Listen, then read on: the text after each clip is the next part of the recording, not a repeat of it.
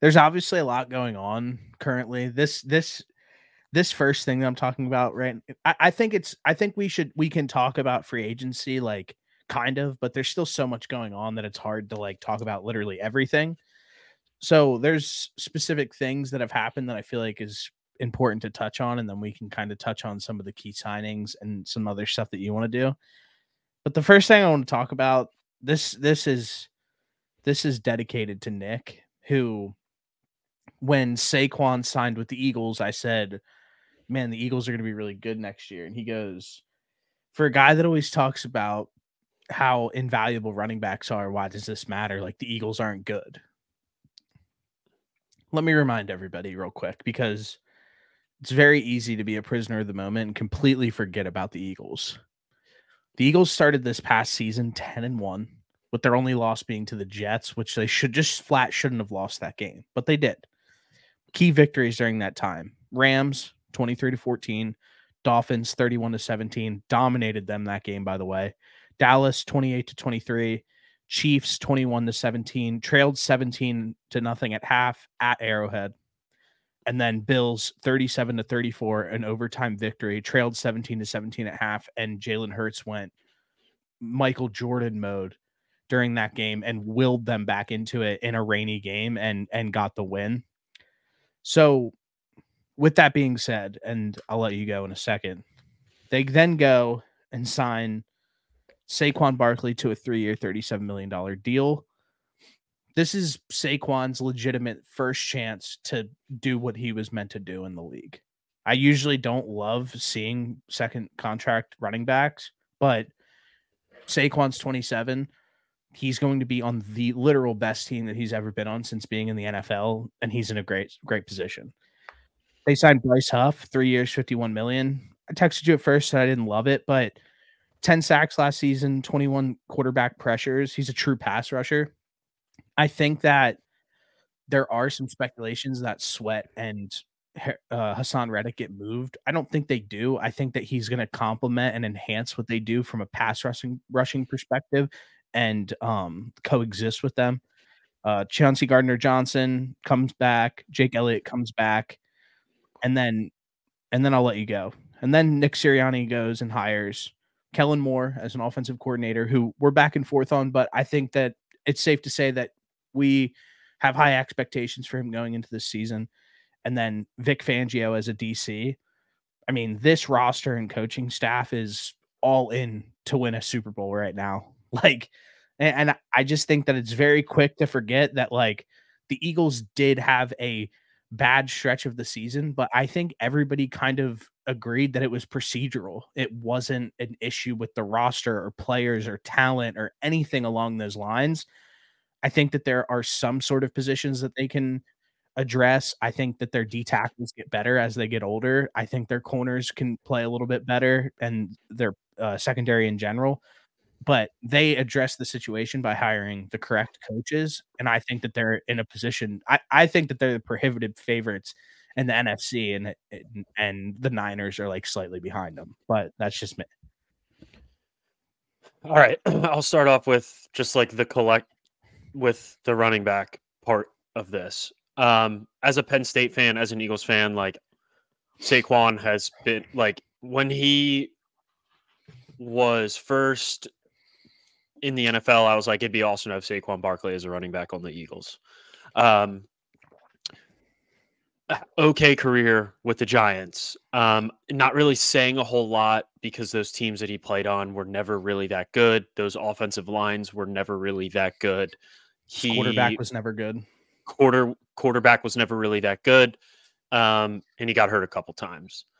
The whole not paying running backs thing, I totally understand, but I think there's certain scenarios where if you are a team that has been able to manipulate the salary cap and has an opportunity to get a really, really good running back like Saquon Barkley, and that's a guy that can take you over the top as far as talent goes. And I think that's what this Eagles team is.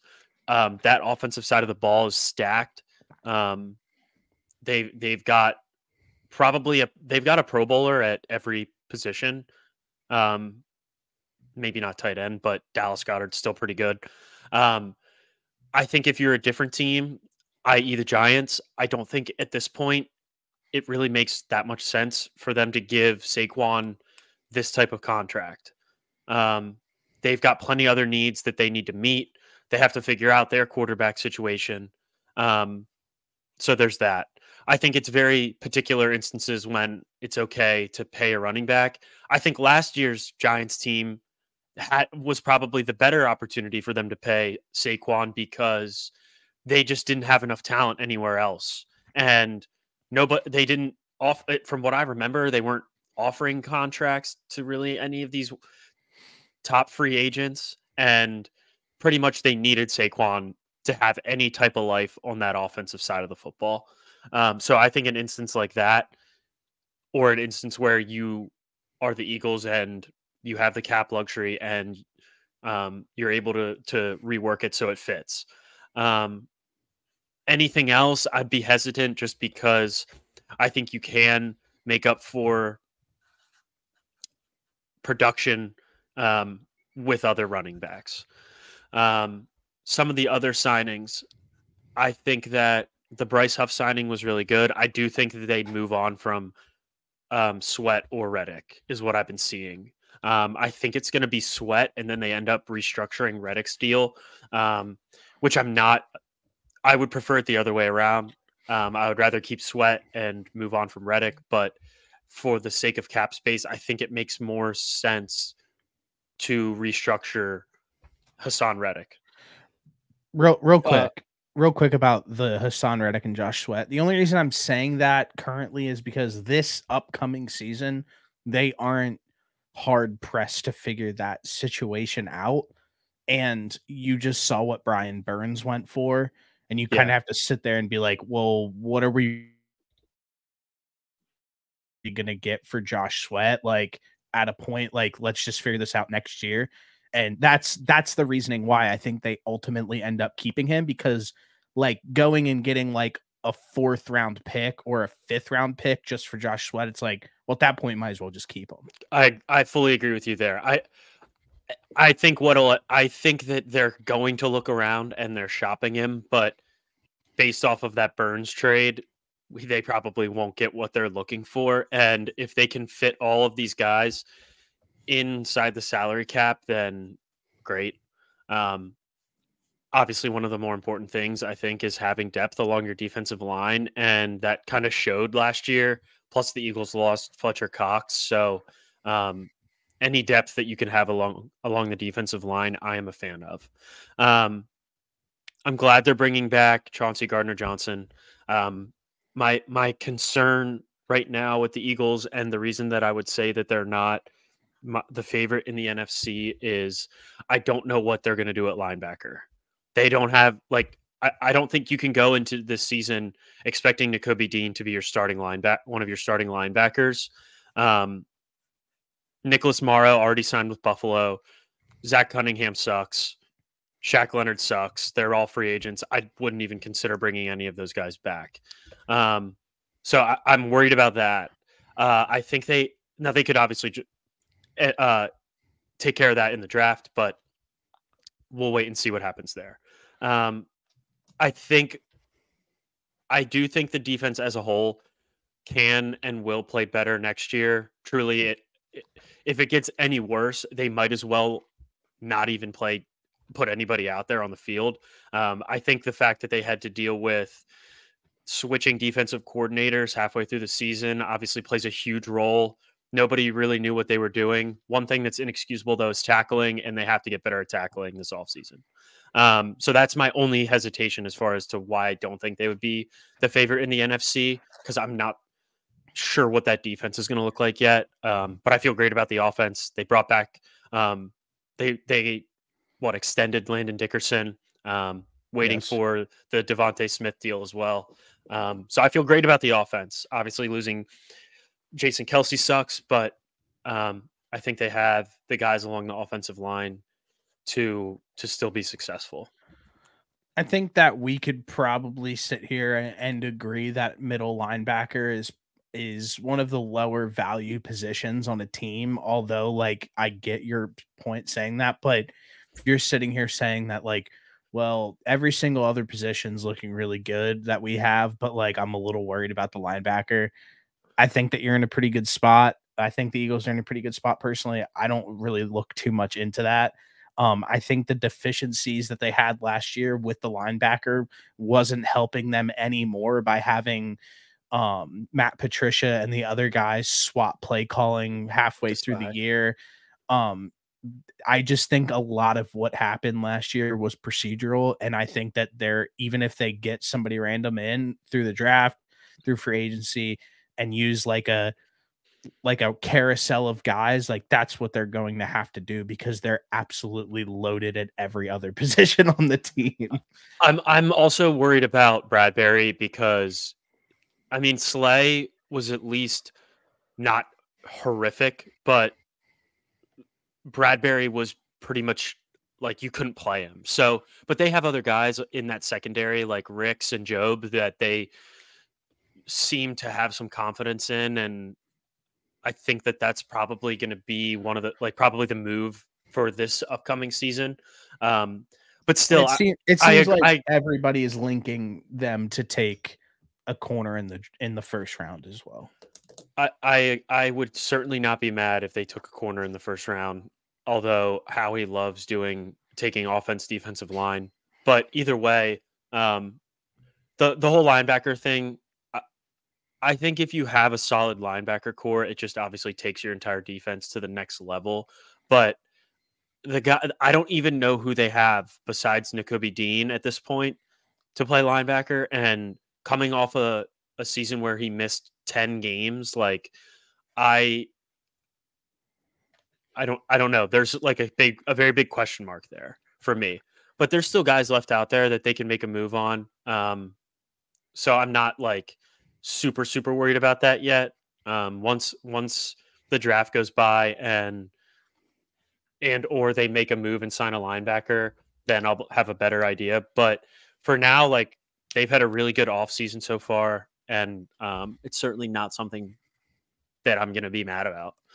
And last thing here, and then we can move on. Like I said, people forget so quickly about one, how dominant the Eagles were last year during their Super Bowl run, and how dominant they were during the first half of the season this past year.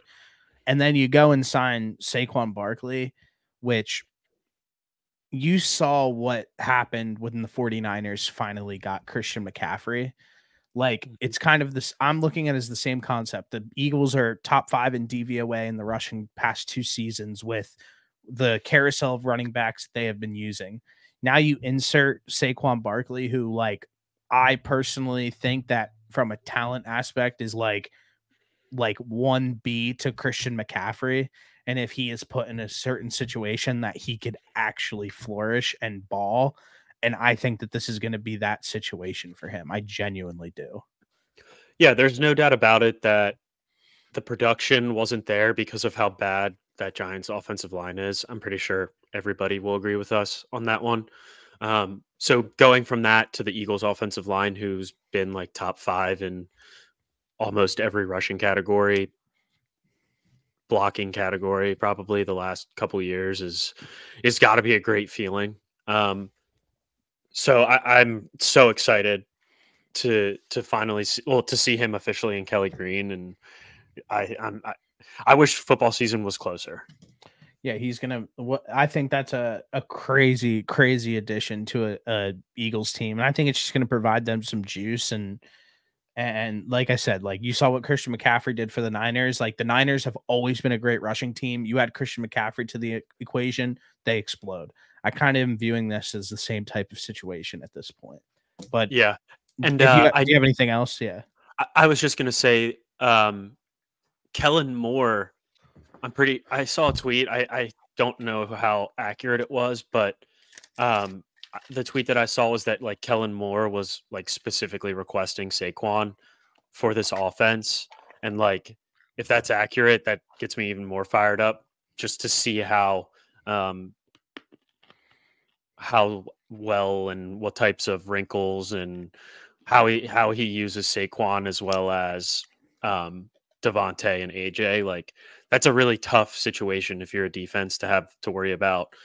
And if Jalen's healthy and is able to run the football, having him and Saquon in that backfield, that just puts the like it's a nightmare for a defensive coordinator. Completely agree. Do you have anything else, or do you want to move on? No, that's good with me. So this is the start of the conversation of free agency in a whole. And before starting, usually the teams who spend the most amount of money in free agency are the teams that end up making the mistakes. And the teams who kind of are a little bit more passive in these situations seem to kind of play it out in the end and like have more complete teams. So we'll get into that. But the first team that I want to talk about today is a team that I think had an extremely unexpected jump from last season, got a cornerstone edge rusher in the draft, got their quarterback of the future, who's like automatically in like the top 8, are the Houston Texans. What they did in this free agency period, I thought was like super, super underrated because they had a defense full of hungry young dogs, and they still do. They have a majority of those guys back from last season. But what they did was they added Danielle Hunter for 2 years for $49 million, who's a very good veteran player who's still producing at a high level. Azeez Al-Shir, 3 years, $34 million, who played his best ball with D'Amico when he was with the 49ers, and like rekindling them together, I think could like re-spark his career, who he didn't have a terrible season last year either. That was a guy that I really wanted the Eagles to go after. Yeah. So I mean that I love. It was cool to see him go there because I think he's going to play so well there. But it sucks that he went to them and not Philly. But yeah, I like that guy a lot. Then they get Blake Cashman for 3 years, $22.5 million, another veteran linebacker. And then they get Danico Autry, who's an end for 2 years, $20 million, who is just another old edge who is still productive and still plays tough. So I think adding Blake Cashman went to the Vikings. He played on Houston last year. Yeah. Okay, well, never mind. Blake Cashman didn't. They did get Jeff Okudah though, which I thought was a sneaky decent pickup. They get Jeff Okudah at corner, and then Danico 1 year for $4.75 million. Sorry about Blake Cashman, but they added all of these guys who can still play very well. Jeff Okudah he's if he's healthy, maybe he'll be good, but if you take a flyer on him, I'm not mad at that. At $4 million, absolutely not. I just think ultimately what I'm trying to get at right now is the Texans continue to make themselves a very attractive team, and I like them like already early to like win that division again and be a real contender. Yeah, I think they made some really good moves. The one thing that I'm waiting to see is who they're going to pick up for a running back. They lost Devin Singletary to the Giants. They still have Dameon Pierce. I forgot they got Joe Mixon. You're right. They got him in a trade. Yeah, I love that move. I mean, Joe Mixon has been so solid for the Bengals the last couple of years. So yeah, I mean, I completely forgot that they got him.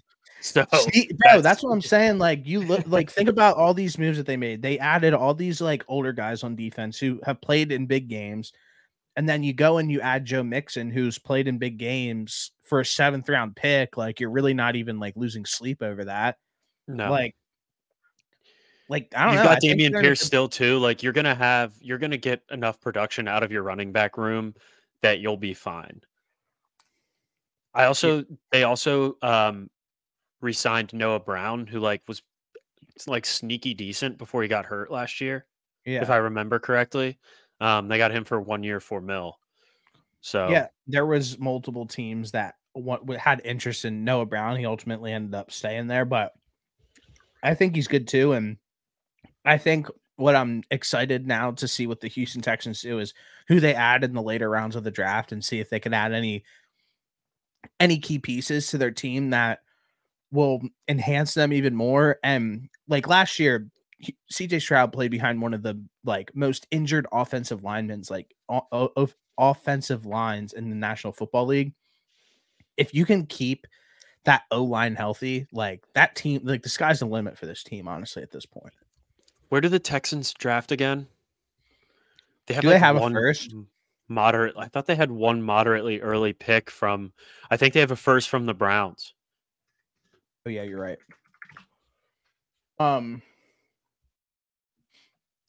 And there's so many good O linemen in this draft that it wouldn't surprise me if they took one here with their pick. What are you seeing? Let me take a look here.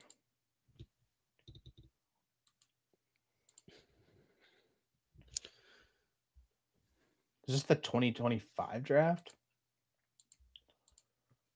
No, 2024. No. They draft 23rd. They draft right after the Eagles. So I'm sure there will be linemen there for them to take if that's the route they want to go. Yeah. It kind of makes sense in my mind. If you are dealing with that many injuries along your offensive line, they're pretty well set at receiver. I mean, okay, they have. I can see them taking is maybe like another corner.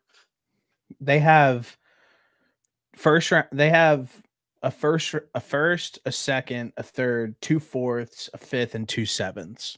So they're stacked this draft as well. Like they have a full draft on their hands. So yep. I'm excited to see who they take to keep enhancing this roster. Yeah, they actually have a lot of options. This mock I'm looking at has them taking that kid Jerzon Newton from Illinois that I really liked. Oh yeah. Certainly not a bad move to put him on the D line with Danielle Hunter and Will Anderson. Bro, I saw Will Anderson working out with Myles Garrett today, and he looked so big. But yeah, but both of those guys are scary. Good for the Texans. Definitely a fun young team with D'Amico Ryans, who's their new head coach. And I think, like I said, I just think the sky's the limit for this team. And what they did in the first few days of free agency really stuck out to me. What do you think the odds are of a sophomore slump from CJ? I think that there's always an opportunity for a sophomore slump, but what I think makes a difference in a situation like this is you have a defensive head coach. You're in a division where the Titans make moves, but you can't really take them that serious now that they're going to be a completely new look team. I personally think as of right now, I'm questionable on the Jags, even though I'm a big Jags fan. And then obviously the Colts, Anthony Richardson still has not played a ton of football. He hasn't played a ton of football in college and he missed all last season. So as of right now, even if he does have some sort of sophomore slump, I think that they are building a defense that can actually be impactful. And if it does happen, you just need CJ Stroud to just be average or above average, which I think at this point he can prove that he can do that. He doesn't have to be exceptional. And then if he is exceptional, it's just a cherry on the top. I think the reason he will not have a sophomore slump is because Bobby Slowick stayed. Yeah, I mean, that's a good point too. I think him staying and not going and taking a head coaching job somewhere is outside of whoever else they bring in. I think that's the most important thing from this Texans team going into next season. Yeah, I agree. Having your rookie quarterback who had a very successful rookie year, obviously won an offensive rookie of the year, keeping your offensive coordinator and going into another season with the same style, with all the same stuff, basically. Obviously, insert Joe Mixon, but you get Tank Dell back. You still got Nico Collins. Not Nico Collins. What's his name? I'm drawing a blank. Dalton Schultz? No. Their receiver. It's Nico Collins. Yeah. I don't know why I was thinking Mac Hollins was the wrong person, but yeah, Nico Collins. They re-signed Yeah, Dalton Schultz. Yeah. Yeah, I think outside of all of that them bringing back Bobby Sloak is like the most important thing from that offense, and for there to not be a sophomore slump for CJ Stroud. Yeah, I think you're dead on with that. I mean, like, obviously there might be D coordinators that are a little bit more on to like what they're doing, and that could be a potential, but I'm right with you. Everything, that's kind of why I said, like, I don't foresee a sophomore slump. And even if he plays below what he played last year, like, he was exceptional last season. So if he plays under that, like, you're still in a really good position because he's playing really good football. 100%. That's a team I'm going to be very high on. So hopefully they don't suck. Yeah, I don't know how you can't be. All right, so this next team, I feel as if me and you, it's gonna probably go off the rails on multiple different conversations, but I think that it's a good conversation to have. So what I'm gonna do is I'm gonna give an overview of what I think, and then from there you can dig into me because I feel as if you're going to disagree with that. And that team is the Atlanta Falcons. Okay. Before saying anything, I want to start it by saying they are in a division that they should have easily won last season. Easily. And I don't think that that's like crazy to say. Adding Kirk Cousins to this equation automatically makes them better. And I know that the first thing that is going to get brought up is Kirk Cousins is 34 years old and he is coming off of an Achilles injury, 35 years old and coming off an Achilles injury. Achilles injuries just are not the same injury as they were 4 years ago, 5 years ago. People are coming back from Achilles injuries looking completely normal. And Kirk Cousins is not a guy who is predicated on his athleticism. It's like kind of the same thing that we saw with like the ACL. People used to get ACLs, people used to freak out, and now people come back from ACLs and look exactly the same. I think that the Achilles injury is starting to get to that point. Another reason why I like Kirk, well, the Kirk deal is ultimately at the end of the day, you saw the big number. You saw the 4 years, 180 million. What the real contract is 2 years, 90 million, and they're able to get out of it after year 3. So I like that deal for both sides. And the reason why I like adding him to this team is because there's multiple things that need to get figured out here. One, they're ready to win now. That's one thing. They should have won their division last season, like I said, and all they needed to have that happen is add a competent quarterback to that equation. So now by doing that, you've spent the last 4 years, and it's not anybody's, that's what they decided to invest in. They spent the last 4 years getting Kyle Pitts, Bijan Robinson, Drake London.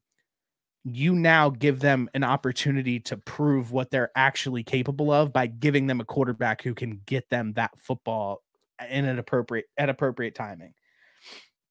And lastly, the quarterbacks that were in the mix at the end of last season were Joe Flacco, Tua, Mason Rudolph, Josh Allen, Patrick Mahomes, Lamar, the big hitters, Jalen Hurts, Baker Mayfield, Stafford, Dak, Love, Purdy, Goff. Kirk Cousins is somewhere in this equation of being a playoff quarterback. I'm not saying that he's going to lead them to a Super Bowl and all that stuff, but that's not his fault. The team that he's going on now is a team that can win the division and potentially one playoff game. And adding him to this equation is going to tell a lot about the future of their roster from the young players that they drafted over the last few years, and also give them an opportunity to win now. So ultimately, I think that the Kirk deal is a big positive for the Atlanta Falcons going into next season. So I know that you thought that I was going to heavily disagree with you. I will say I disagree. Like, I don't feel great about one thing. And I feel like I do disagree with you about the Achilles part of it, but not that Achilles are different now and not that he doesn't rely on athleticism. I agree on both of those things. What I will say is it's gotten to the point where it seems like it feels like anybody can do that at any moment. Like the Aaron Rodgers Achilles tear, he was simply just like, it was nothing crazy. The Jalen Phillips, he was just firing off the ball. Nothing like absurd happened on either one of those plays. And that makes me think that it could like that leads me to be a little more concerned about it for a guy like Kirk Cousins, who already had that issue. Now, the medicine's better, everything's better, but that's still something in the back of my head. Plus, he's 35. The deal, I understand at first, it is very like, oh my gosh. But like you said, you break it down, it's about 2 years, 90 mil. You can get out after 2 years. I think that that's a great deal for both sides, like you said. So I agree with you there. Real I quick, think this, before you go on about the deal. Even if Kirk goes to play that year 3 and 4, by 3 years from now, this Kirk deal is not going to look crazy at all. Like, no. quarterbacks are going to continue to sign for more and more money, and this is going to be a mid-level quarterback contract. So even as this deal plays out, I don't think it's that crazy. But go ahead. Sorry. No, you're good. So my hesitancy comes from, like I said, the age plus coming off a torn Achilles. I personally wouldn't do this, but I understand why the Falcons did it. It felt like this was something that they had to do. We take a look around at the QB market and who's available. And I mean, realistically, Kirk Cousins is the best one, even if he is coming off of a torn Achilles at 35. Not even, Um, and it's not even close. correct. Yeah. You know what you're getting with Kirk Cousins. Now, as much as we wanted to see Justin Fields go to Atlanta, me included, I was very big on that. I thought it would be great to see what type of offense they run, like how that offense works. But going back to why they had to do it, I agree with you that they needed to figure out what they have with these skill positions. I think that we've seen really good flashes from Bijan, although it's been a year. We've seen flashes here and there from Kyle Pitts. We've seen flashes here and there from Drake London, but the quarterback play since Matt Ryan has been gone has been incredibly inconsistent to the point where you have no idea what you have at these skill positions. So, like, you bring a guy in that's proven that he can win in the NFL rather than taking a flyer on a Justin Fields where you don't know what you're getting, and then say that doesn't go well. Okay, now you have to figure out, do we pay Justin Fields? What do we do with these? Bijan you'll obviously have, but what do we do Yeah. with Drake London and Kyle Pitts? Pitts. Like, those are two guys where you need to have an answer on those two on them as like yesterday. And in order to get them like set up either extension or, hey, we're going to let you go. And bringing in Kirk Cousins will be the answer to the question of what do we have here. So I think they're better. That division is not good, so I think they should for sure win. But like I said, you thought that I probably was going to disagree with you a lot. I think you hit the nail on the head with a lot of these things. It felt like a move that the Falcons had to make to answer a lot of questions that they have about their offense. So yeah. What I'm confused about, and I was listening to the Bill Simmons pod before we come on, and I majority like agree with like a lot of like what he says, and I couldn't disagree with him like more today about like 90% of the stuff that he said. I think and we've talked about this before, so I don't want to like hone in on it too much. Like the Falcons have really good young skill position players, added Darnell Mooney. They added pieces on the defense who played above expectation last year. They have a new head coach. They have a passing game coordinator. And then like it's like, oh, like, well, like, how are you're not gonna beat Mahomes? Like, okay, then like let's just like not play the football season then. Because like that's a stupid ass fucking excuse. Not Yeah. if your main goal at the quarterback position is to somehow get Patrick Mahomes, it is never going to happen. He is a unicorn, one of one. It will never ever happen. Like it took how long did Brady control the league before Mahomes popped in? And Brady beat him in the playoffs once and the Super Bowl. So you can't sit here and say we need to find the next Mahomes. We need to find the next Mahomes, because you will be striking out on that quarterback position literally every single season for the next 25 years until you potentially strike oil.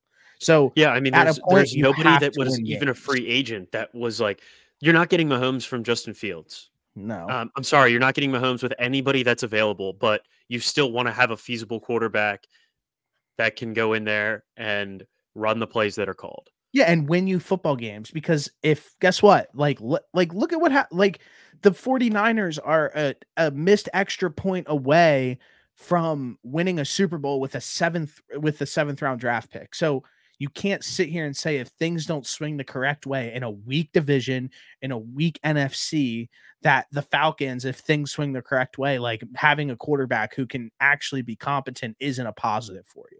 So I think that it's just like it's not like it sucks that you can't have a Mahomes, but at some point you have to be realistic and you have to win football games.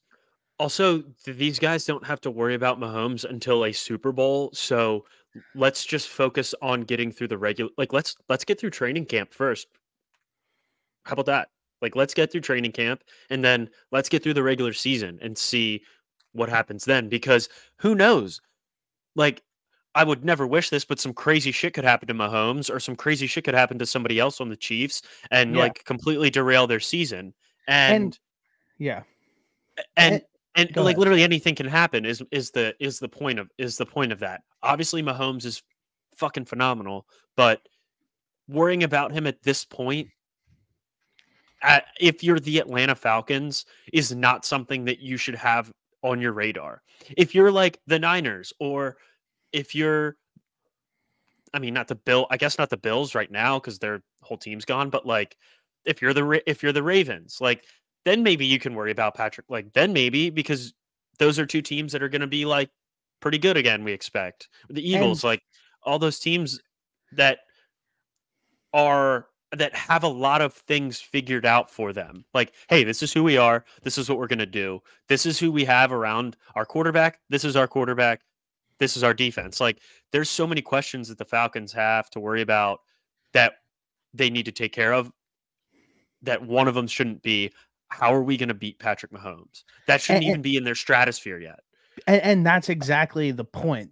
Every single team has a different level of success that they're trying to they're going to be trying to reach throughout the season. I know everybody's like they need to win a Super Bowl, but like ultimately what the Falcons are trying to figure out, like I said, let's get these young players figured out, and then on top of it, like we can win this division and maybe potentially pull off a playoff game.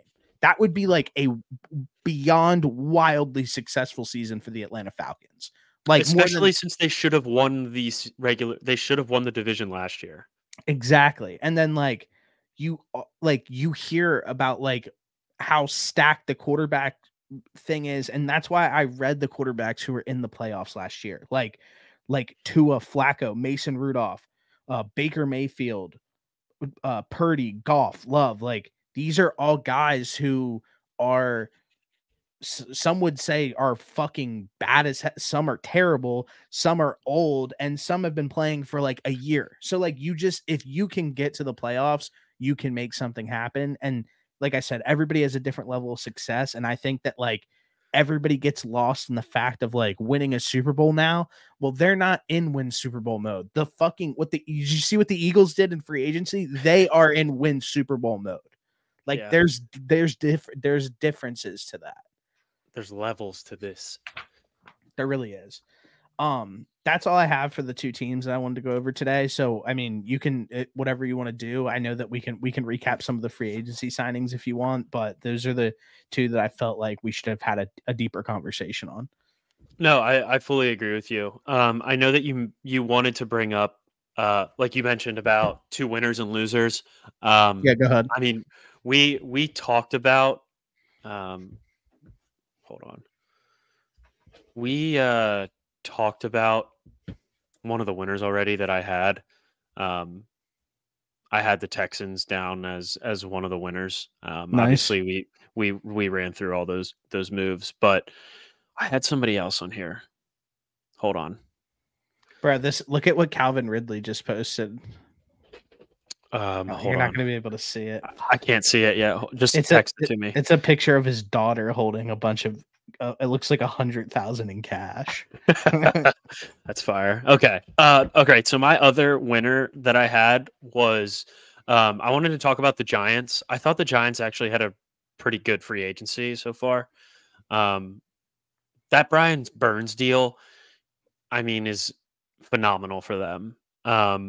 Trading a second and a fifth for him when I just don't get the Panthers mindset as far as like, this is how we're going to manage our team and figure out who we keep and who we get rid of, because they got the Rams offered them 2 first-round picks earlier in the season and they turned it away. And then it got to the point where like they're not going to re-sign him. So second and a fifth, Giants get him for that and sign him to a 5-year, $150 million deal.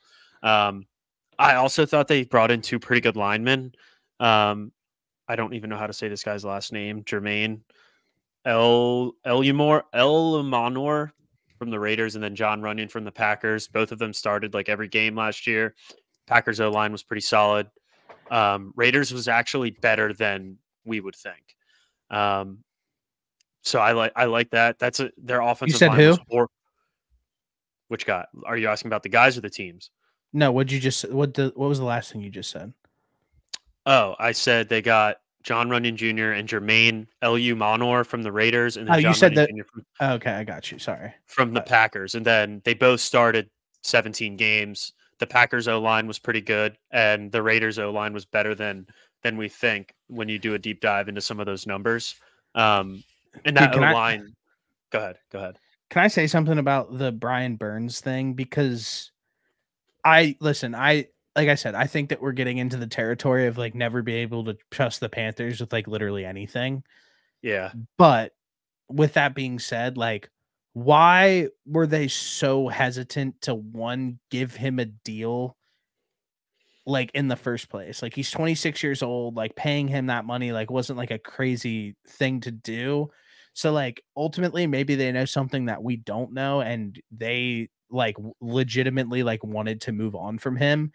But at the end of the day, I don't think it was the best deal for them on the table. Like everybody talked about this already, so it's like that's why I didn't really bring it up. But like you could have re-signed him and hoped that he produced and then traded him for a first, like if you didn't really want him on your team that bad. But it sounds like that he just wasn't in the plans for them. But like I said, like the Panthers are borderline like question every single move that they ever make.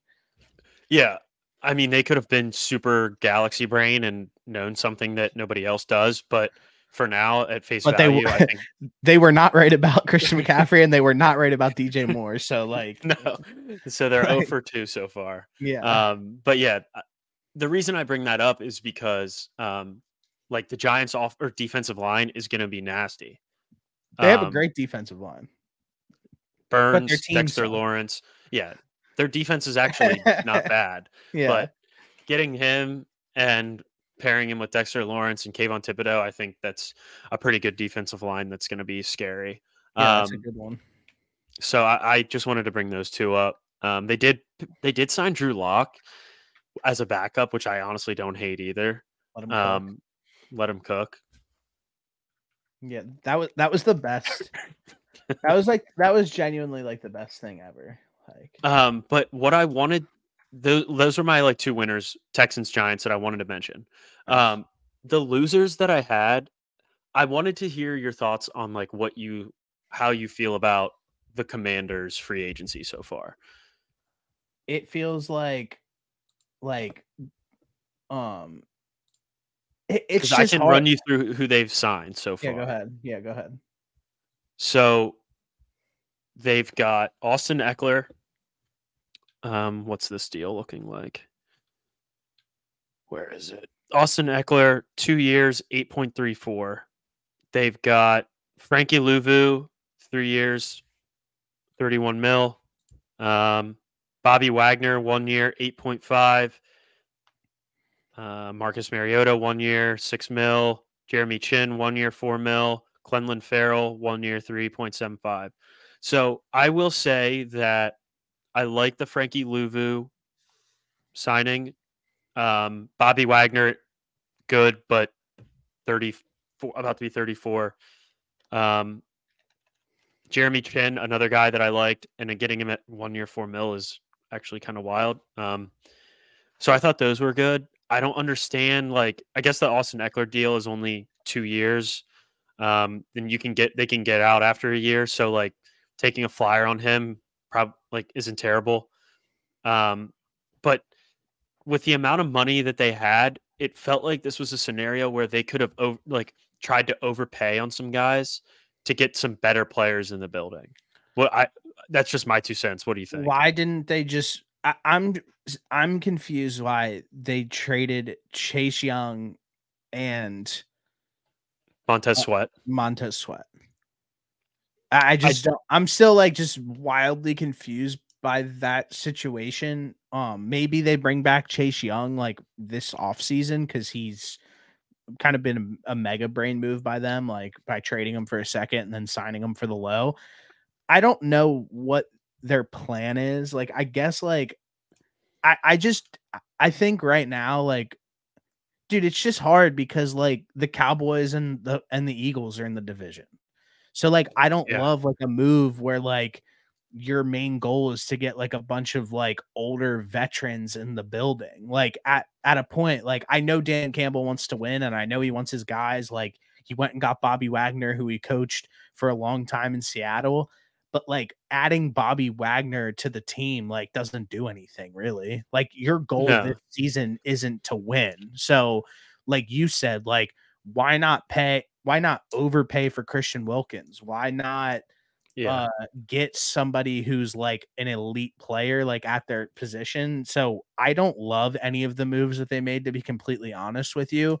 Like at all. I don't even think Frankie Louvu is like a good scheme fit in a Dan Campbell defense, like at all. Like he's more of a guy who's like a blitzer. I mean, unless if they decide to move him from middle linebacker to edge, like maybe I'll like that like a little bit more. But that might be the case because they did sign Bobby Wagner too. But other than that, I just don't, I'm not really seeing the direction that they're trying to go. It seems like they're trying to push into win now mode when they should be in, hey, we're in a rebuild. Yeah, that's my entire thing is it doesn't really feel super clear as to what they're doing. Now, even at this point, they have they're the second pick, right? Second pick, yeah. There's not somebody at the quarterback position that they're going to be able to trade for that's going to put them in win now mode. Yeah. So none of those moves, like I like the player, but as far as like overall putting it all together, I'm right there with you. Like I don't really understand what their plan of attack is here. Like they got rid of it. Like they didn't resign who is it? Antonio Gibson, and he went to New England. Like why not just try and re-sign him rather than getting Austin Eckler? Yeah, like I think like I'm right with you. They just got like if they're getting the Austin Eckler of last year, they just got a worse version. Yeah. So I'm right with you. I think that he's washed up. Like I just don't think, I think that like a lot of the guys, like I said, they're guys that seem to be older, but like I don't understand other than them just trying to maybe like instill culture. But like yeah, I mean that could be it. But I feel like as a coaching staff, that could be more of your job rather than like trying to be all over the map with your entire team. So I don't know. It feels really weird. Like that out of the NFC East teams, like the Eagles and the Giants, I think have done well. The Commanders, I'm just like whatever on, but the Cowboys haven't signed anybody besides one linebacker today. So like I'm not really sure what they're doing either. I'm just very confused.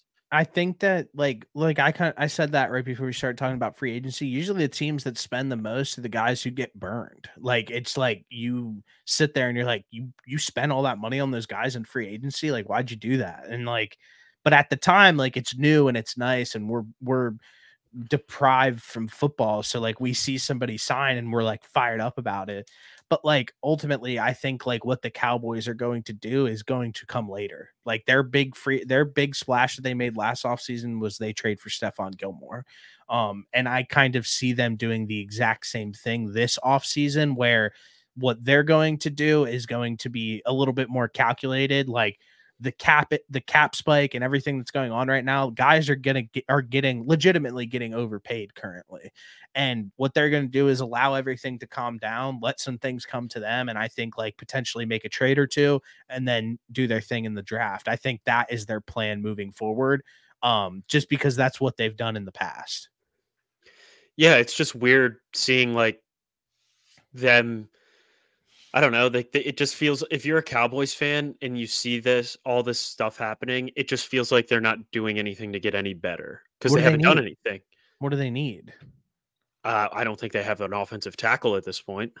Yeah, and that's what I'm saying. Like they don't have a run. Their only running back is Deuce Vaughn, who's 5'7", 180 pounds. Yeah, I think. But obviously, you can address that in the draft. I think. And what have we seen from the Cowboys in the last decade? They're really great at drafting a running back and developing him in their system, and him being very good. They did it just back to back with Zeke and TP. Like, I think that their plan is just different than like everybody else's plan. Like, they have key guys in every single position already, and things kind of locked up with like long-term contracts that like they don't need to go and take a swing on somebody random, nor would it make sense for them to do that financially. So I think allowing the market to settle down and then making your move and then being like, okay, like this guy's still available for trade, let's go get him, etc. I think what they do is more at when things calm down and then a potential trade and the draft, obviously. It's just weird to me that, like, I guess so. Regular season, Dak normally is very, very good. But when we get to the playoffs is when things start to go sideways. And I guess, like, as I talk through this, there's not really any other move. Like, I guess you're right. Is there another move right now besides like the offensive tackle that I mentioned? Because like they don't have Stephon Gilmore anymore, but they get Diggs back and they've got Bland on the other side, right? Yeah. And those two guys are fine. Like, they don't need to do anything there. No. They have a good team, and bro, they lost Tyron Smith, like, who is old. He's been injured the last 3 years. Like, I don't think losing him was a negative, and I think that like they just have a lot of stuff figured out on their team. Like, they're not going to like doing anything extra at this point would just be doing it to do it and like spending random money, and like it doesn't really feel like that should be their priority currently. At least I don't think so. They also don't have nearly as much cap space. And another thing that confuses me is I don't know if I'm just like used to it because Howie Roseman is so good at it, but teams like adjusting contracts and working through extensions feels like it only like it happens so few outside of the Eagles that, like, I don't take it for granted because it is obviously great that we have that and it opens up like opportunity to bring in other players and improve your team like every year. But is that just like not something that happens throughout the rest of the NFL, or like am I missing something? Like, I think that like at a point, like if you guys keep Jalen Hurts, like there's going to be a point where that cap hit is going to be a motherfucker. Like, I just think that over like the course of time, like the last like 10 years for the Eagles, like you guys have pretty much been on like rookie contract deals with backloaded cap hits. So you probably just haven't noticed it as much, to be honest. Like, that's kind of what I'm thinking.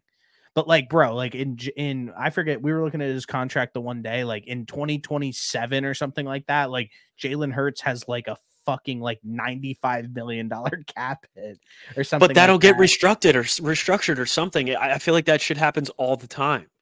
It does. It probably will to the extent, but like it will free up like 8 million. Like, you know what I mean? Like every team does that. Like every team finds a way to free up like 5 to 8 million on the high end, like 12. Like that's pretty normal.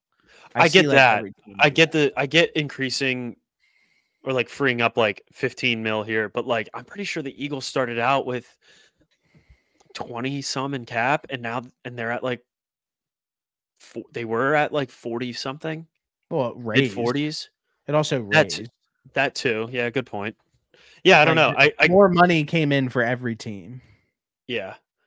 Yeah, I mean that also is something too that They gets just decided forgotten. to spend it. Like there's going to be a point in time where like if the Eagles like decide like just randomly to like lay an egg like the Chargers or something like that, you're gonna look around and be like, we're in cap fucking hell.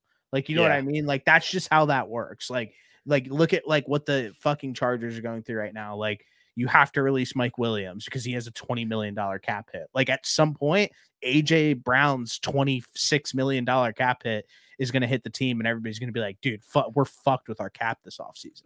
Like that's going to come up. I hope not.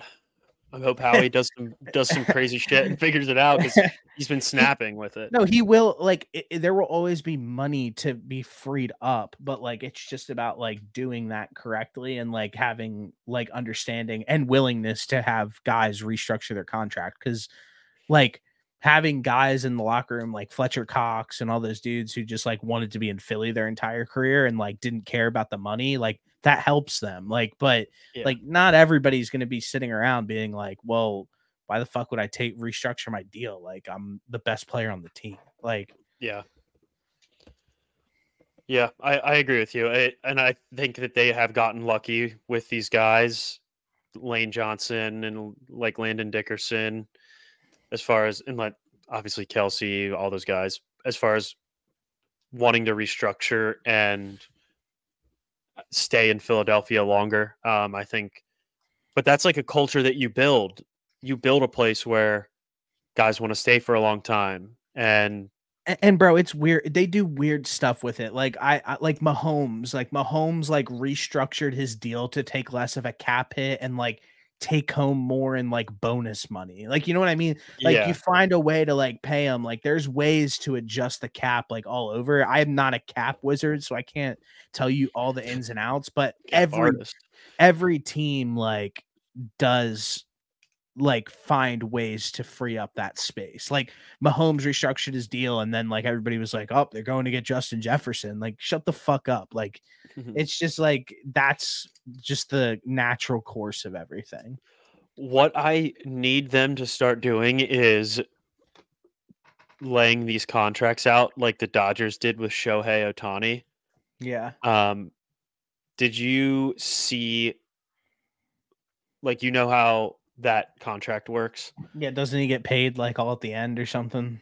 It's like all deferred money. It's basically they just put him on layaway, which is Yeah. fucking absolutely nuts because that contract is 10 years, 700 million dollars, and it just gets deferred until his contract expires in like 2033. So he only takes like 20 mil. And then after his contract is like at the very end, he gets $680 million, which is just fucking nuts. Bro, what I thought was like fuck, what was I just about to say? Never mind, I forget. The Go ahead. baseball money and the baseball contracts are just so crazy. Like Juan Soto on the Yankees is set to get a contract at the end of the season, and his is going to be something nuts too. It's going to be another 10-year, 10-year, $800 million contract. It's absurd the money that goes around in baseball. No, I definitely noticed that. Bro, real quick, something that has like legitimately pissed me off like the last week is somebody said there was like a rumor circulating on the internet saying that T. Higgins was going to be getting traded to the Minnesota Vikings for 2 first round picks and Justin Jefferson. And I was just like, I saw your why tweet. does anybody acknowledge backslash like even slightly take anything like that being said serious when they legitimately can't even pay T. Higgins? So why Yeah, would they trade 2 first round picks and T. Higgins to then take on the league's highest paid wide receiver? I don't know.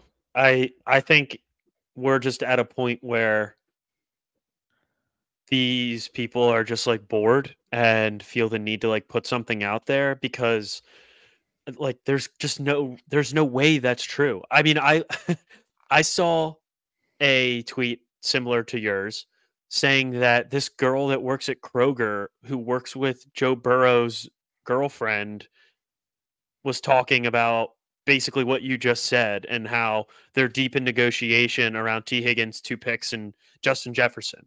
One, why would anybody believe this random girl that works at Kroger, even if she does work with Joe Burrow's girlfriend?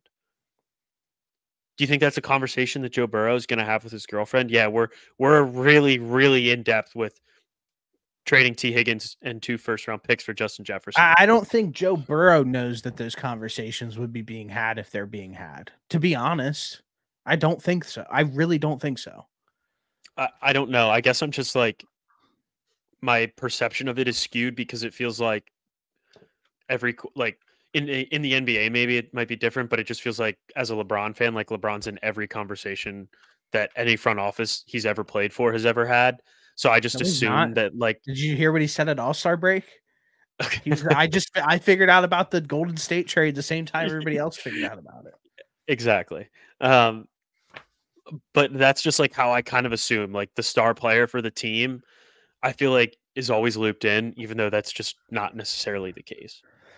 Yeah, I don't think that that's the case in the NFL, like at all. I know. I just think that I know that. I just think that I think that they allow their general managers to actually manage. So I think the only thing that would happen is if like the trade actually does go through that, or prior to like Schefter or any of those guys finding out about it, I think Joe Burrow would find out before those guys.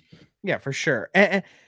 And one other thing that I also wanted to touch on as well is the Raiders randomly signing Christian Wilkins. So random.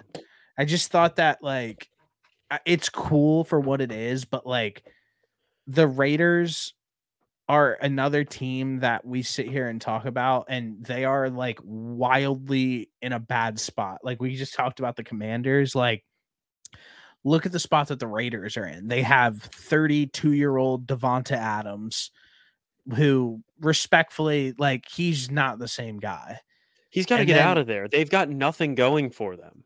Then they have Jacoby Myers, who's a good player, and then really nothing else on the offensive side of the football, like at all. And then on defense, they had a bunch of guys who played above expectation last year. They have Max Crosby, who we both love.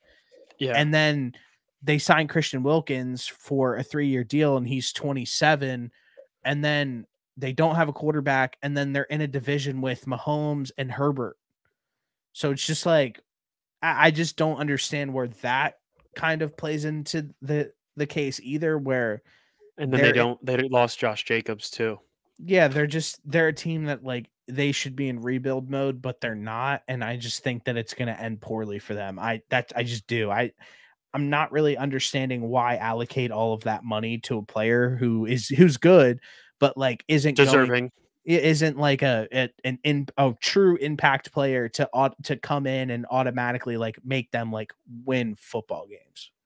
Do you think that I think the Raiders could be a team.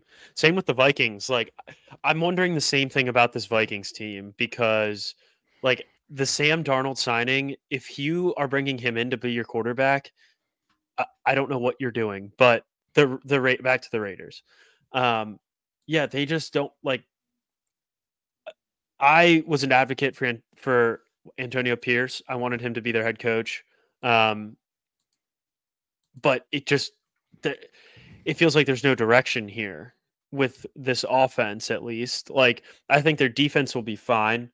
And Christian Wilkins, like we said, is a great player and deserves that money. But, like, they're not going to be able to do a damn thing on the offensive side of the ball, is what it feels like. Like, is Aiden O'Connell going to be QB1 for them? Like, this is a perfect team to try and make a move in the draft and potentially move up. That, like, they could easily be doing that. That could be in their plans. But anything really outside of that, like, Like, I don't know if that makes sense. Yeah, I'm with you. I just think that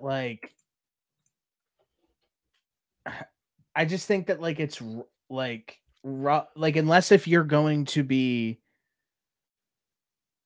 in a position where, sorry, I just bought fucking PFF and I'm like all like out of whack right now.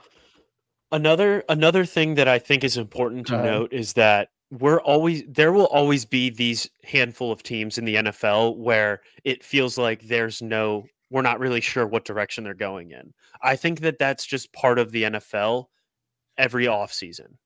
Like, Yeah. I think you're always going to have a handful of teams where us as fans don't necessarily see where the vision is with certain teams.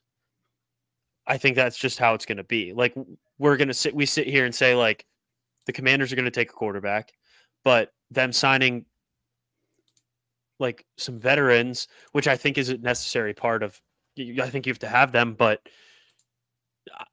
none of these moves necessarily make sense. Same thing with the Raiders, right? Like, I also don't understand why the Titans just decided to give Calvin Ridley $92 million. Like, there's just teams where it just feels very unclear as to what their plan of attack is. And that could just be bad organizations, or it's just that's how this is going to work. Like, there's going to be your teams that are clearly trying to rebuild. There's going to be your teams that are clearly in win now mode. And I think no matter what, you're always going to have a handful of teams in the middle that are just unsure as to what they want to do. And I don't think we'll really know where some of these teams stand until free agency's over, draft is over, and we can get a little bit closer to training camp. Yeah, and I think that those are amazing points, but like there's a difference between we were saying with like Atlanta. Like Atlanta has a solid plan that they're trying to put together. They rolled it out for a year with Desmond Ritter. They realized that it was not a good situation for them to be able to succeed. So they went and get Kirk. Like they have a plan. Like with the Raiders, it just seems like they're trying to do enough to just like annoy Mahomes like twice a year. And I mean, they do a good job. I guess, like, but why would that be your priority? Because you have no direction from from a GM, from an owner standpoint. So you just put your head coach in a spot where he's got a bunch of fringe guys and you don't know what to do. So you just have to try and fire him up as much as possible. That's basically what they're doing. Listen, that's fair. I mean, like that's whatchamacallit? really all that I can say about that is like they don't have a quarterback, they don't have a running back, they've got a 32-year-old wide receiver, they've got a top 5 edge rusher. They just probably signed is Wilkins probably a top 10 defensive tackle. But That's like fair. other than that, they just got rid of an offense. They didn't re-sign that offensive lineman that went to the Giants that was decent. Like that what are they? We don't know what they're doing is the overlying theme here. I'm right with you. This is something that I think would probably go well with the conversation that's being had currently. If you think so, because it's kind of like you're kind of saying like there's a bunch of teams that don't have direction and like trying to figure out what to do, and like this is what happens when you don't have direction, you can't figure out what to do. So say the draft is a crapshoot. You want a 101 how to ruin a young promising quarterback? Look at what has happened with Mac Jones in his career in New England. We could point the finger at Mac Jones all we want, have at it, people. This is the walking example of how to ruin a guy that was a young, promising player. You give him god-awful coaching and then support him with absolutely very little help around him. And then you see the fall off a cliff. So for everyone that says, well, drafting a quarterback is a crapshoot, that's because you draft the quarterbacks and then you put them in situations where they have very little chance to realistically have consistent success at the hardest position in all of sports. One, they had to do it. He lost the locker room, obviously had lost the organization. Two, you could draft a quarterback at 3, New England, if you want to. Don't play him because your roster is not even remotely close to being capable of supporting a rookie quarterback. And I think that that's all really great points. And then we literally watched this play out last year with Bryce Young. 100%. So that this is Panthers team something. was just bad. This is something that you obviously set up. So, like, what did you want to elaborate on this? So there's two things that I wanted to point out. What do you like? I would ask Dan Orlovsky this: would you just tell every team, like, would you just tell the Commanders don't draft a quarterback? Would you just tell, like, he's telling the Patriots not to draft a quarterback? Like, what are you supposed to do if you are that high of a draft pick and you need a quarterback? Should you just draft, like, at some point you need to have a quarterback and you need to take a shot on a guy, is my overall point. Like, I understand that it might not be the most ideal scenario for that quarterback to have success, but are you just supposed to keep missing and missing and missing on quarterbacks and then only sign veteran quarterbacks? That's like what I wanted to bring up about this, because like, if you're the Commanders, do you not take a quarterback? Do you take Marvin Harrison Jr.? Like, what do you do? What does he want some of these teams to do? Because it's really easy to say this as far as, like, don't draft a quarterback if you don't have the coaching and stat in place and you don't have the talent around. But there also has to be a point where if you get a quarterback, like, you get a quarterback and then you build around it, that works too. Like, I think we've seen both sides of this coin, and I don't think it's as clear as don't draft a quarterback until you have everything else in place. So there's two examples that I'm going to give of a team, and then I do want to expand on his point. Is one, I saw a picture today of, like, the Lions offense from, like, 2 years ago. And it was like Jared Goff, DeAndre Swift, Jamal Williams, and, like, Sequez Watkins. Like, I can't even name the wide receiver. TJ Hawkinson probably was on there. On the team. And then you look at what happens when you start surrounding Jared Goff. Like, they won, what they got, 1-16 the 1 year. They were complete fucking dog shit. And then you go and you surround Jared Goff with, like, Amon-Ra St. Brown, Jamison Williams, Sam Laporta, Jahmyr Gibbs, and David Montgomery, and, like, he looks like a juggernaut. So, like, I do think that, like, having some sort of talent in place is important. Like, I think that using the Commanders as an example is, like, bad, because they have Terry McLaurin, who has been successful with bad quarterbacks in the past. You have Jahad Dotson, who I actually really love. You bring in Austin Eckler, who's like a veteran a veteran running back who's done it at a high level, which me and you don't love. And then you have, like, Brian Robinson as a power back. Like, I think that they have some infrastructure in place to bring in a quarterback and not just be like, hey, like, fucking do something with this. Like, if the Patriots, if they go and bring a quarterback into what they have currently in the building, it's kind of pointless. Like, you might as well. I want to touch on that too. You might as well just roll out somebody random, because you're just not, you, like, legitimately, like, aren't ready for that. So, like, that's why I've said for, like, I said this to you, like, during the Senior Bowl, like, the Patriots are just, like, linked to Joe Alt. Like, go and grab, like, the number 1 overall tackle off the board instead of, like, the 3rd quarterback off the board, and then have him just be a bust. Like, while you have guys, like, at the top of the draft who can automatically make a difference on your team and be really solid, like, you have to take them now, because you're not in a position to, like, house a brand new rookie quarterback and tell him to figure this out with this roster. So, okay, I want to touch on the Patriots part of this first. I looked at the Patriots roster on the offense the year that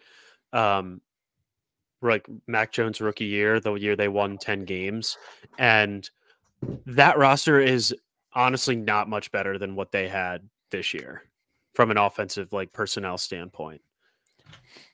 Like their best receiver was Nelson Aguilar.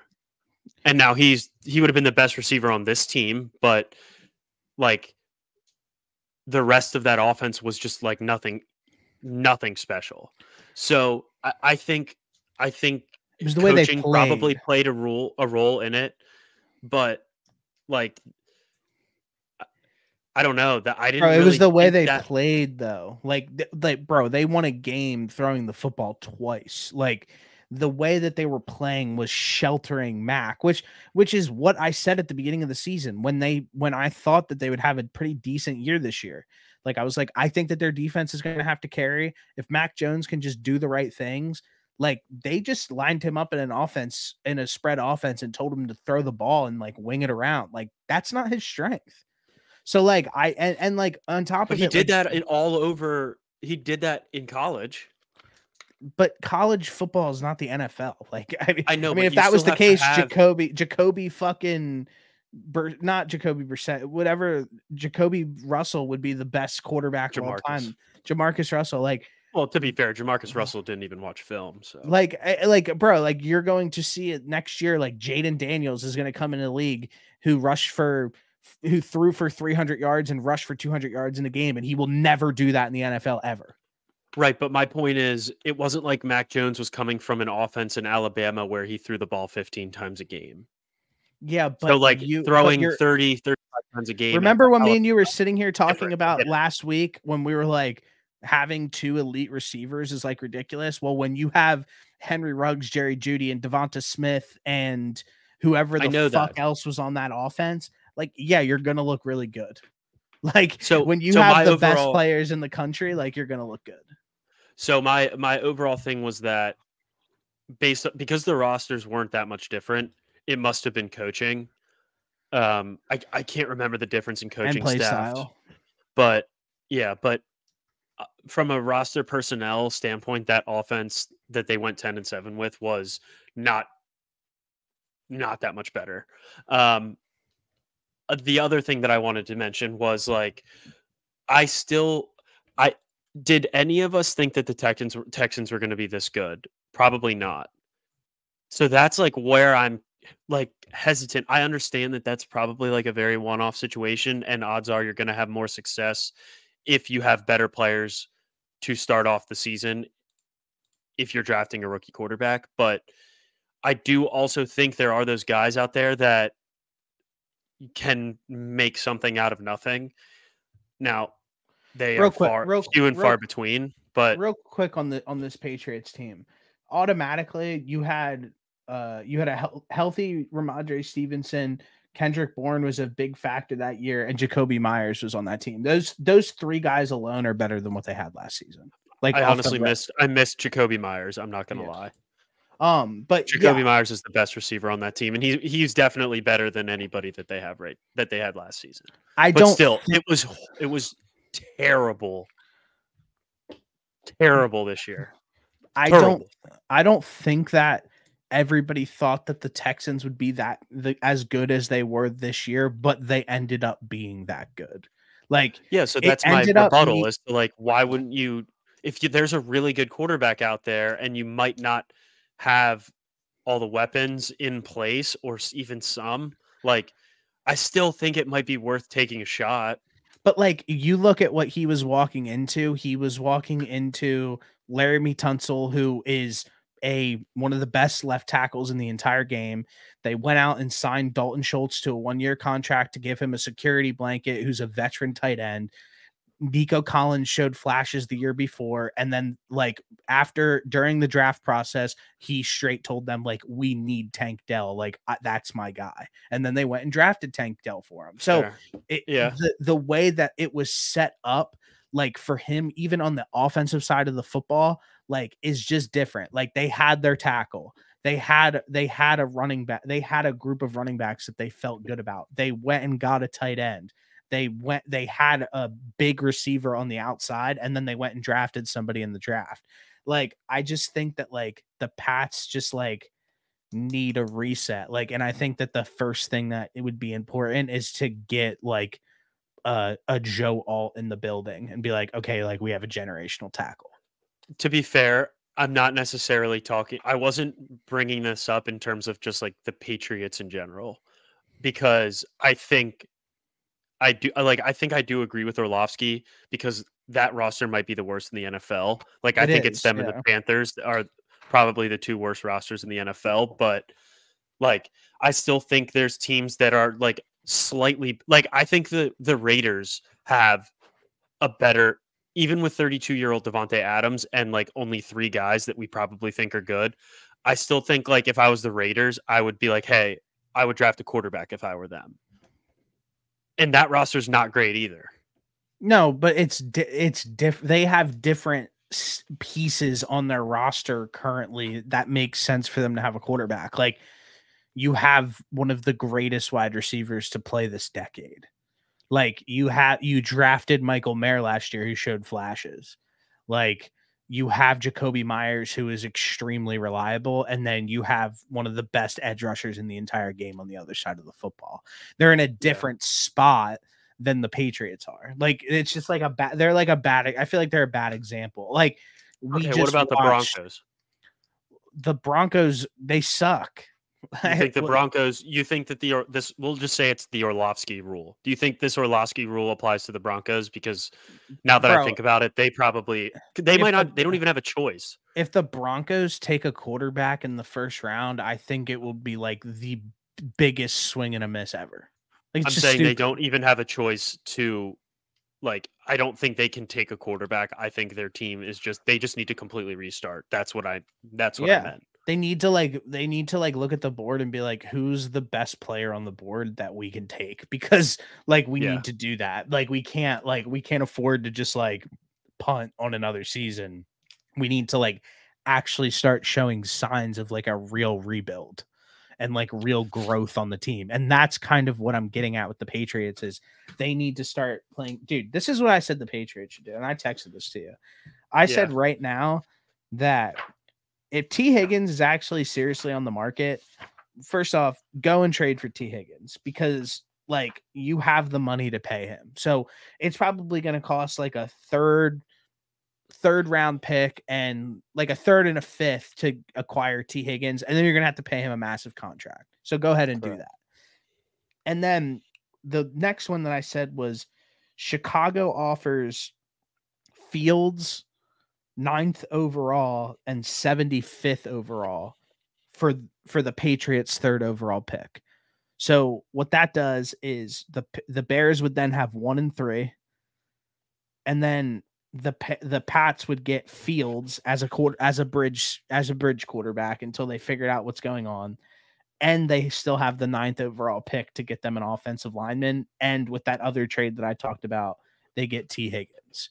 Like that is like in my head, like I just don't see why that's not happening for them right now. Like you are going, honestly, even the offer that I put together right now might be even like you might be able to get more from the Bears because like you can be like, well, like nobody else wants Fields, so throw in one more pick, throw in a second next year, like you know what I mean, for the 3rd, because then they can go and get like Marvin Harrison Jr. or whoever the fuck they want to get, but like. That way, like the Bears move off of Fields. They don't have to think about him anymore. The Patriots get a bridge stop quarterback and they go and get a true number 1 wide receiver.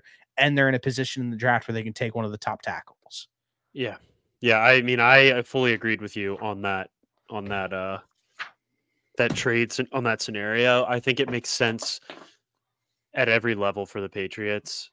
But instead who didn't they sign Jacoby Brissett? Yes. Yeah. That, which I don't understand that, but to each their own, I guess. Like, are they just? He would be a great backup quarterback for Justin Fields to learn from and have as a support system in the quarterback room. So go and get Justin Fields. Like, why not? Same with I just think like it's at the point now with Justin Fields for some of these teams where it's just like, why not go and grab him? Like, what is the downside of going in and grabbing him? Like, not much. Like, even the Patriots can go and trade a 5th round pick for Justin Fields, stay at 3 and get Joe Alt. Like, and then if I was going to say, Harrison Jr., whatever they want to do. Yeah. And then you've got you got Fields for a year, and if you 2 years, and if you are unsure about it, he let walks him away. walk. And Let him then walk. you're able to. You'll probably not win that many games to the point where you won't sabotage yourself draft pick wise. So you'll still probably end up being like top 15, top 10 every year, and that puts you in a good spot to pretty much rebuild through the draft. But like and that then for money too. Bro, those 2 moves that I just said, like, I'm not saying it solves all the Patriots' problems, but it puts them in a way better position. Like, it's like, okay, we got Christian Gonzalez, we got Matt Judon, like those are 2 good defensive players. We got Kyle Duggar, those are 3 good defensive players for us. We have T. Higgins, we have Hunter Henry, who's okay, and we have Ramondre Stevenson and like Pop Douglas as like a gadget guy. Like that, and then we have Justin Fields as a quarterback. Like that team is like automatically completely fucking different. I'm not saying they're gonna go win a Super Bowl, but it's a completely different football team. Yeah, that's at least a team that you would be relatively excited to watch if you're a Pats fan. What do they have now? Sam is in hell right now. Yeah, like literally though, like it's fucked up what they're gonna roll out this offseason when it feels like there's opportunity on the board currently. And we're sitting here talking about it to like, you have the money to go, like you have the money to go pay T. Higgins. Like if I'm the Patriots, I'm almost happy that Calvin Ridley deal fell through, because you're going to go and pay Calvin Ridley $20 million for and T. Higgins 4 years. Is way better. And T. Higgins is younger and better than what Calvin Ridley is. So like go and pay him to, like, what Ridley got 23. So like, I'm going to say pay fucking T. Higgins like 28 per, and like lock him down for 4 or 5 years, and then you have a really good reliable wide receiver. He has some injury concerns, but like what you're giving up to get him, like, isn't that crazy? No, I fully agree with you. I fully agree. I think they need to get their shit together over there. They're just like wasting time, and I mean, if I was a fan, I'd be pissed. But bro, even if you wanted to sit here and tell me like you traded for T. Higgins and you wanted to take a quarterback at 3, I think just giving him that one option of T. Higgins is at least doing something to show that you're willing to give something to the quarterback to at least give him a chance. Like you want to make his job easier, not harder. 100%. And what they have right now is not great. Do you have anything else? Sorry, I just got fired up. No, I'm glad. I don't got anything else. I'm excited to see how this plays out the next couple of days. Actually, did you see what's that bull from South Carolina? Xavier Legette. Mm-hmm. Did you see his accent or hear his accent? Mm-hmm. I was shook when I heard that. Andrew said that actually before that clip came out. Andrew said, bro, he is like the most Southern bull of all time. It's crazy. It's crazy. Listen, that accent reminds me of Randy Moss, and I'm all in. Yeah, I think he's going to be really good. I think he's going to be a steal. So he's on my radar. Yeah, I like him, but Andrew's not high on him, but I don't care. I'm a big fan of his. Yeah. Yep. I'm right there with you. So all right, let's do some mock drafts next week, dude. I have PFF loaded up and ready to go. All right, I'm with that. I need you just got to send me the information so I can sign in. Dude, that's personal, bro. Okay. All right, sorry. All right, see ya. I'll just wing it. All right, brother. Well, hey, good episode. I'll have it up and go ahead. All right, go Birds.